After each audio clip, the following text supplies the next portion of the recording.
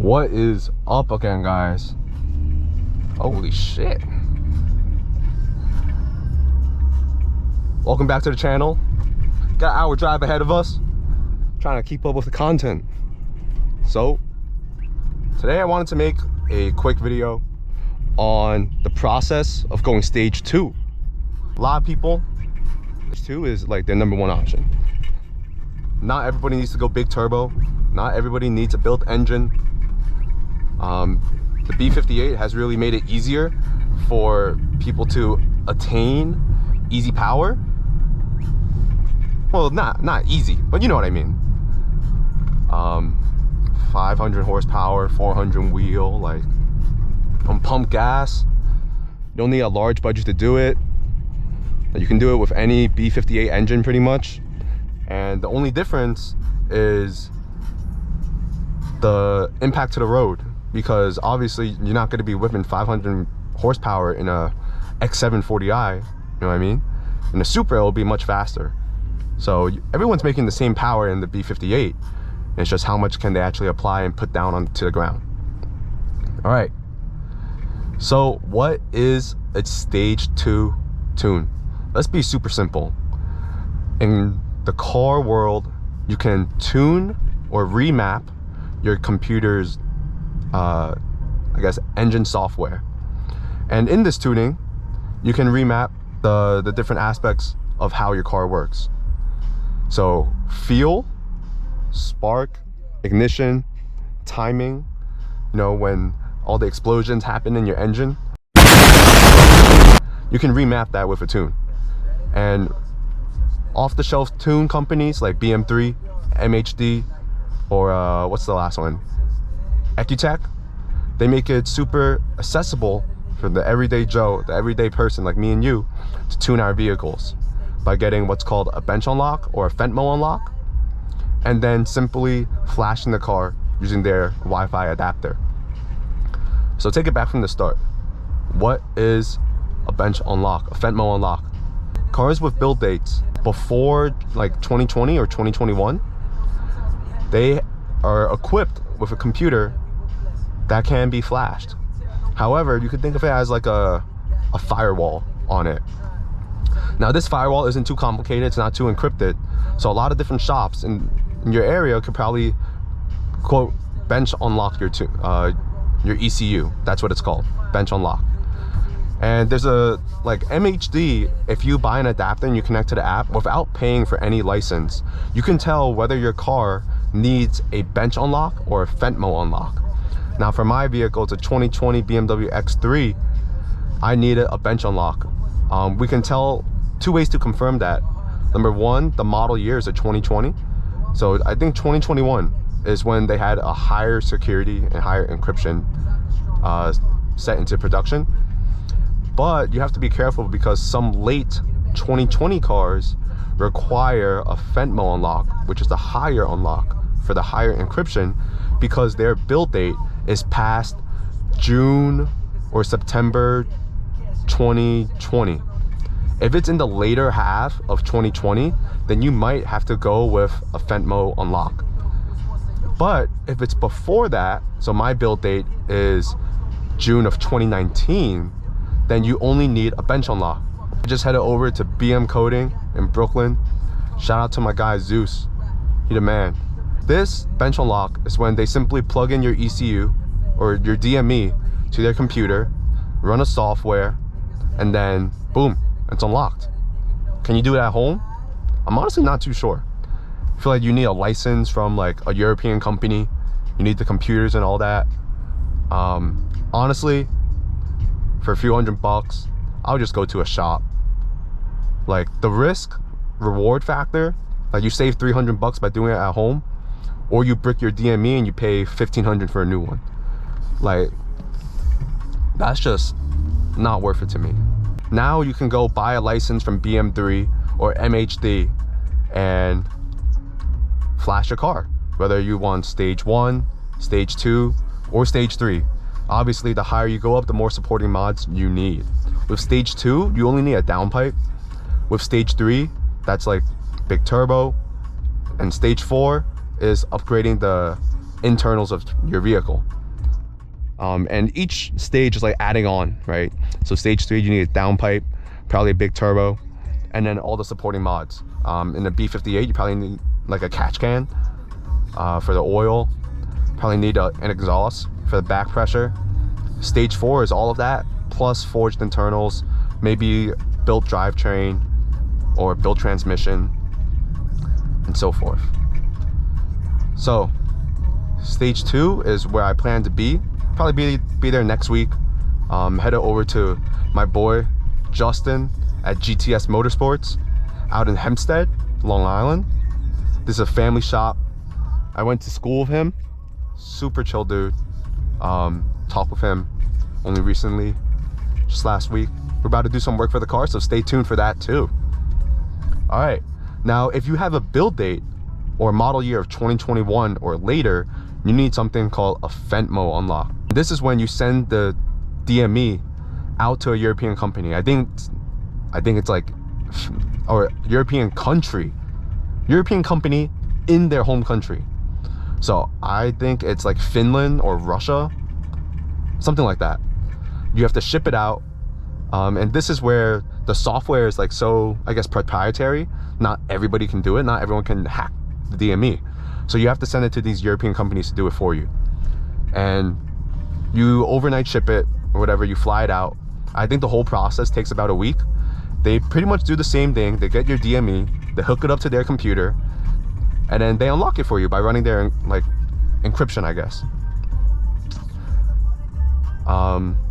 In a week, you'll get it back in the mail, and then boom, go to a shop or do it yourself, put it back in, plug in all the wires, and then your vehicle will be good to flash.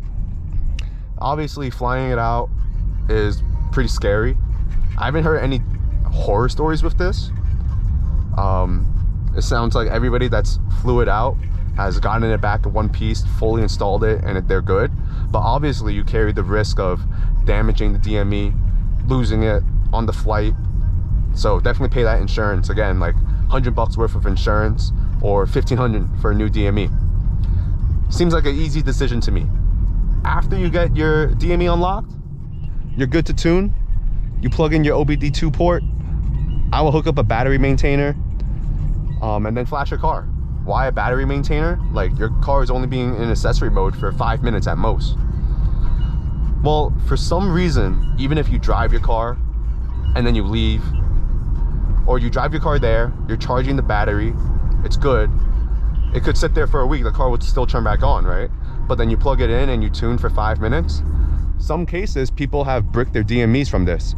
And for some reason, the battery will stop, I guess, pushing juice, car will die, and mid-flash, then you cannot restart from zero, and you cannot erase it to restart. It's either you get it done, or you brick your DME. So hook up that battery maintainer, go to a shop and do it.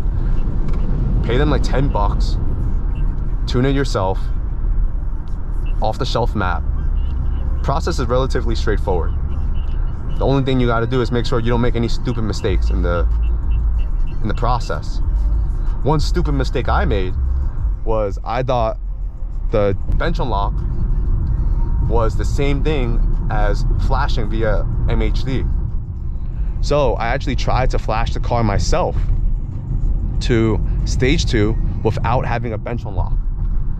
And the funny thing is, like, MHD, they tell you if you need it, but if you try to flash your car without having the bench unlock, it won't prevent you. It'll let you continue to do it. And then, as I rudely found out, 5% in, it goes failed. And then me being naive, I'm thinking like, okay, failed, let me just turn on the car and just take a drive, whatever. And then nothing worked. Gauges did not light up. Drivetrain error on the screen. It was scary as shit. Like, I almost fainted doing this. And I was like, dude, my DME is bricked. Like, I'm fucked. But you can flash it back to stock map. That's free. You don't need a license to do it, I think. Well, you need a license to flash. So to flash it back to stock, you already have the license. So I flashed it back to stock 0, and then stage 0, and then thank God everything reset. I had like my passenger airbag or like my passenger seat code still up. That code cleared as part of the flashing process. They clear the codes at the end, and I'm like, oh, thank God this happened. I didn't really like, I knew bricking your DME is like the #1 worst thing to do, and I'm like, holy shit, I can't believe I just did that. But we flashed back to stage 0. Everything started working again. I'm like, thank God. So hopefully you guys don't make that mistake too, and you really can't. Oh, anyways, bench unlock is done. Now I'm looking to flash. Decisions I've asked myself: BM3 versus MHD. ECU tuning is, I feel like it's more popular in the Southwest, like Houston, Texas. They got a lot of like, there's a big shop there, like Parts Score or something, and they do a lot of ECU tuning. I haven't really seen it too much in New York, especially with the widespread popularity of all these off-the-shelf maps from BM3 and MHD. Like ECU tuning, it's just something to tune your car, and it's not an off-the-shelf map. So it would be a custom map via ECU or ECU Tech. You can do the same thing with MHD or BM3, but obviously a lot more people prefer the off-the-shelf maps. So between BM3 and MHD, I am choosing, oh, okay, that's not a lane. Glad you know. Good job. So between those two, I'm choosing to go with MHD. I think their mobile platform is a little bit more refined. Everything's from the cloud and based on a phone, so that's good and bad. Like, you don't have Wi-Fi, or like you're in the middle of nowhere and you need pump gas. If you're on E, I would just say like don't take your car on a road trip. You know what I mean? Like, there's just no reason for that. Take another car. I don't have that problem yet. I plan to stay on just pump 93 gas, and that should get me around like 450, 500 horsepower. That's plenty for me. You know, I came from a 180 horsepower Accord. Like, I don't need all that. Who am I racing? When you do your research online and you try to search up like which is outright better, there's no answer for that. Everyone has their own preference, and everyone chooses to go with their own platform for a reason. You'll also find like people that run BM3 or MHD, they're like diehard fans. Like, you'll find those people that are like, I only run MHD on my car, I swear by it. I mean, some people have had horror stories with BM3, like crashing their car. Not crashing physically, but like crashing the DME or something like that. A tuning, a flash fail. But you could say the same with MHD. There's both good and bad for both of these companies. The one thing I did read was BM3 does make your car, I think the horsepower figures are a little bit higher because they truly maximize your turbocharger. If you're looking for that, go for it. But MHD, I read, was a little bit more conservative in their tuning, which is something that I, like. This is obviously a great engine. Turbo has had minimal issues like throughout its history. The only things like the B58 Gen 1 versus the Gen 2 and the high pressure fuel pump, like the main issue is that come up are with the engine, the oil pan, but nothing with the turbocharger. So technically I don't really have anything to worry about, but at the same time I want to keep this car till the very end, right? 5 to 8 years, hopefully. If no real problems come up, there's no reason to sell this car. Just add on. So using that logic, I wouldn't want a mat to push my turbocharger as hard as possible. If you're keeping the car for like 3 years and you just got it, then sure, maybe I would have gone that route. And the same thing with going on E. It's been pretty reliable from what I've heard, but I wouldn't want to take that chance. And also, when my family drives in, they need to get gas, they're just gonna put in 93 or even 91 if they do it by mistake. So I don't need that problem, and I don't want that problem, even for myself. The other thing with E is, like, in New York City, there's not really too many shops that have E. Every time I fill up, I gotta go like deep away from my house instead of the gas station across the street, hey, that's just too much work for me. But for you, it might be a different story. You're looking to chase like the highest horsepower figure, go on E40, E30, E50. You want to do some math at the gas station? Be my guest. I feel like I've explained myself nicely, but obviously I'm not a pro. If I say anything incorrect, let me know in the comments. Call me out. Confrontation is key. Stay tuned for stage 2. We're gonna do that next week. And then back to my boy Justin at GTS Motorsport. We're gonna get this shit done. Give you guys a little reaction of that too. Maybe like a few weeks after. But looking forward to it. It's been a long time in the making. Been wanting to do it since I got the car. So pretty much doing it a year later, that's fine. You know, low on bread. Had to bake some. I'll catch y'all in the next video. Peace.